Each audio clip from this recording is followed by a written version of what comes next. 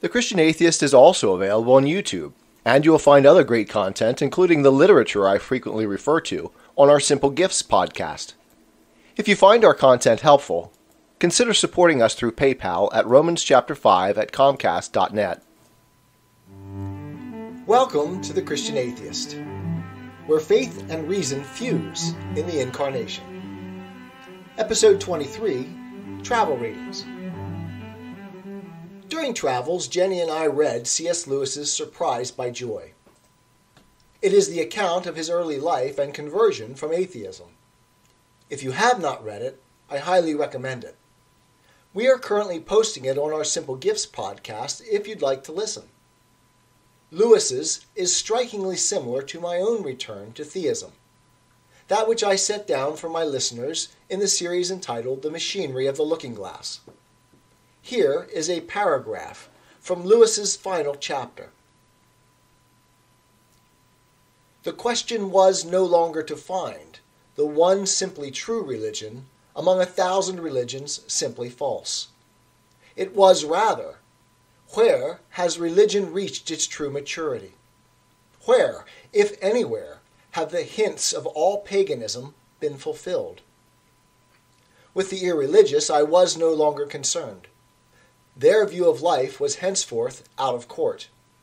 As against them, the whole mass of those who had worshipped, all who had danced and sung and sacrificed and trembled and adored, were clearly right. But the intellect and the conscience, as well as the orgy and the ritual, must be our guide. There could be no question of going back to primitive, untheologized, and unmoralized paganism. The God whom I had at last acknowledged was one, and was righteous. Paganism had been only the childhood of religion, or only a prophetic dream. Where was the thing full grown?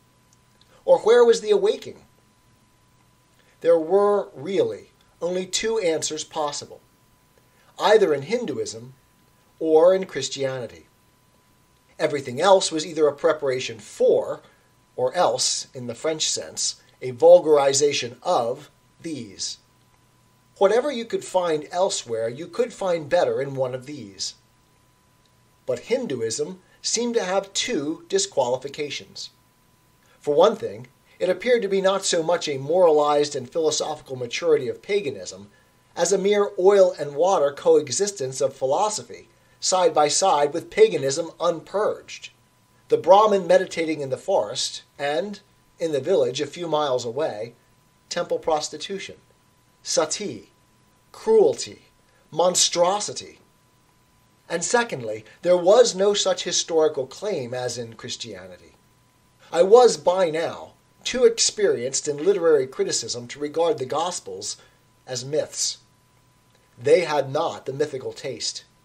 And yet the very matter which they set down in their artless, historical fashion, those narrow, unattractive Jews, too blind to the mythical wealth of the pagan world around them, was precisely the matter of the great myths. If ever a myth had become fact, had been incarnated, it would be just like this. And nothing else in all literature was just like this. Myths were like it, in one way. Histories were like it, in another. But nothing was simply like it. And no person was like the person it depicted. As real, as recognizable through all that depth of time, as Plato's Socrates or Boswell's Johnson, 10 times more so than Eckermann's Goethe or Lockhart's Scott. Yet also numinous, lit by a light from beyond the world, a God. But if a God, we are no longer polytheists, then not a God, but God. Here, and here only, in all time, the myth must have become fact. The Word, flesh. God, man. This is not a religion, nor a philosophy. It is the summing up and actuality of them all. One of the things I've always loved about Lewis is his understanding that God's truth is dispersed throughout human life and practice, across cultures, customs, and time. Goodness and light are from above, and stand as evidence of something beyond merely human artifice. Point to a transcendence, a reality on which our merely human understanding must break, as upon the shoals of the shore.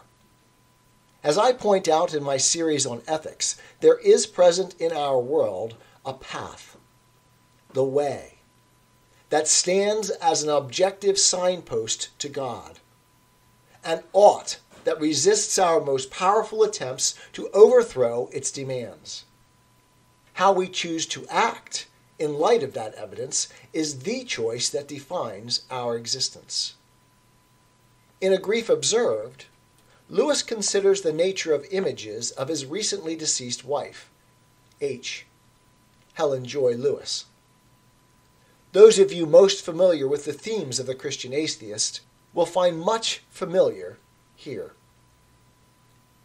It doesn't matter that all the photographs of H are bad. It doesn't matter, not much, if my memory of her is imperfect. Images, whether on paper or in the mind, are not important for themselves. Merely links. Take a parallel from an infinitely higher sphere. Tomorrow morning a priest will give me a little round, thin, cold, tasteless wafer. Is it a disadvantage? Is it not in some ways an advantage? That it can't pretend the least resemblance to that with which it unites me. I need Christ, not something that resembles him. I want H, not something that is like her. A really good photograph might become in the end a snare, a horror, and an obstacle. Images, I must suppose, have their use, or they would not have been so popular. It makes little difference whether they are pictures and statues outside the mind or imaginative constructions within it. To me, however, their danger is more obvious. Images of the holy easily become holy images, sacrosanct. My idea of God is not a divine idea. It has to be shattered time after time. He shatters it himself. He is the great iconoclast. Could we not almost say that this shattering is one of the marks of his presence? The incarnation is the supreme example. It leaves all previous ideas of the Messiah in ruins.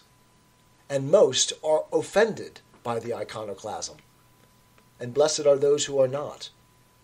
But the same thing happens in our private prayers. All reality is iconoclastic. The earthly beloved, even in this life, incessantly triumphs over your mere idea of her.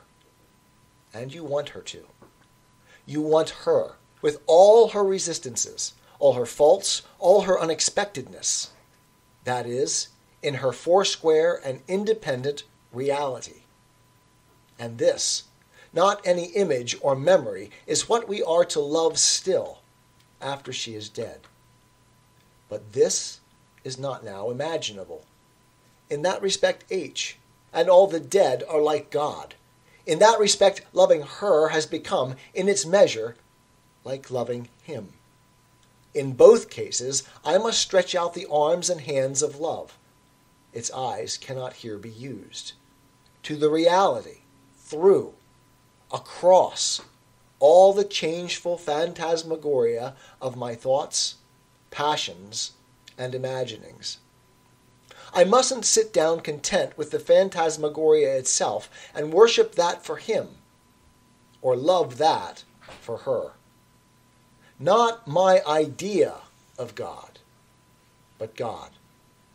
Not my idea of H, but H. Yes, and also not my idea of my neighbor, but my neighbor. For don't we often make this mistake as regards people who are still alive, who are with us in the same room, talking and acting not to the man himself, but to the picture, almost the précis we've made of him in our minds? And he has to depart from it pretty widely before we even notice the fact. In real life, that's one way it differs from novels. His words and acts are, if we observe closely, hardly ever quite in character. That is, in what we call his character. There's always a card in his hand we didn't know about. My reason for assuming that I do this to other people is the fact that so often I find them obviously doing it to me. We all think we've got one another taped. And all this time I may, once more, be building with cards. And if I am, he will once more knock the building flat. He will knock it down as often as proves necessary, unless I have to be finally given up as hopeless and left building pasteboard palaces in hell forever, free among the dead. Am I, for instance, just sidling back to God because I know that if there's any road to H, it runs through him? But then, of course, I know perfectly well that he can't be used as a road. If you're approaching him not as the goal, but as a road, not as the end, but as a means, you're not really approaching him at all. That's what was really wrong with all those popular pictures of happy reunions on the further shore. Not the simple-minded and very earthly images, but the fact that they make an end of what we can get only as a byproduct of the true end. Lord, are these your real terms? Can I meet H again only if I learn to love you so much that I don't care whether I meet her or not? Consider, Lord, how it looks to us. What would anyone think of me if I said to the boys, "No toffee now, but when you've grown up and don't really want toffee, you shall have as much of it as you choose"? If I knew that to be eternally divided from H, and eternally forgotten by her, would add a greater joy and splendor to her being, of course I'd say, fire ahead. Just as if, on earth, I could have cured her cancer by never seeing her again, I'd have arranged never to see her again. I'd have had to. Any decent person would. But that's quite different. That's not the situation I'm in. When I lay these questions before God, I get no answer, but a rather special sort of no answer. It is not the locked door. It is more like a silent, certainly not uncompassionate, gaze, as though he shook his head not in refusal, but waiving the question, like, "Peace, child, you don't understand." Can a mortal ask questions which God finds unanswerable? Quite easily, I should think. All nonsense questions are unanswerable. How many hours are there in a mile? Is yellow square or round? Probably half the questions we ask, half our great theological and metaphysical problems are like that. No one gets us quite so well as C.S. Lewis. When I complete Surprised by Joy on our Simple Gifts podcast, perhaps I will read A Grief Observed. Let me know your thoughts. Next week, I will begin a series of letters to my atheist self, based on the example of Drew, the genetically modified skeptic, one of my favorite atheist YouTubers. I am a Christian, with the searching and skeptical mind of an atheist. I don't want to believe anything that isn't true. I know both sides of the looking glass, and I know them with open eyes. I choose Christ's side. I invite you to join me from wherever you stand before the looking glass. That's this week's episode. Thanks for listening. And remember, you can have your religious cake and eat it too. You can have reason, respect for science, a 21st century worldview, and be a Christian.